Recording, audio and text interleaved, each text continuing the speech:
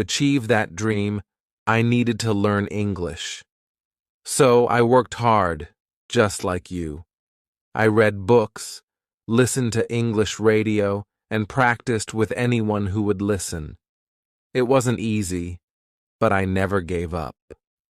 Her words inspired me. If Mrs. Lee could do it, so could I. I decided to take my learning to the next level. I asked Mrs. Lee if she had any books in English that I could borrow. She smiled and handed me a small, worn-out book. "This was the first book I read in English," she said. "Take good care of it." The book was called The Adventures of Sam Sawyer by Mark Twain. I carefully opened it and began to read. At first, it was difficult. The words seemed strange and unfamiliar, but I persisted, looking up words I didn't understand and practicing my pronunciation. As I read, I felt a connection to Sam Sawyer, the mischievous boy who had his own adventures. I admired his curiosity and bravery. I wanted to be brave like him and face new challenges without fear. The more I read, the more my English improved. I started to think in English and even dream in English. One day, while reading in the village square, a group of children gathered around me. They were curious about the book I was reading. "What is it about?" one of them asked. I smiled and began to tell them the story of Sam Sawyer and his adventures. As I spoke, I realized how much my English had improved.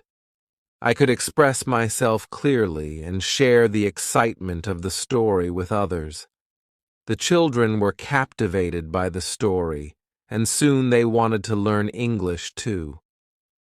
I became their unofficial teacher, sharing what I had learned from Mrs. Lee and the books I read. Together, we practiced speaking, reading, and writing in English. It was a wonderful feeling to pass on what I had learned and to see others excited about learning too. As time went on, I continued to improve my English skills. Mrs. Lee introduced me to more books, and I started to listen to English songs and watch English movies. I discovered a whole new world through language. My dream of traveling and meeting new people felt more achievable than ever. One day, a visitor came to our village. He was a traveler from a distant country, and he spoke English. When I heard him speaking, I gathered my courage and approached him. "Hello," I said in English. "Welcome to our village." "Thank you for welcoming me. It's nice to meet someone who speaks English here." We struck up a conversation, and I told him about my journey to learn English. He was impressed by my progress and encouraged me to keep going. "Learning a new language opens so many doors," he said. "You can connect with people from all over the world and experience different cultures."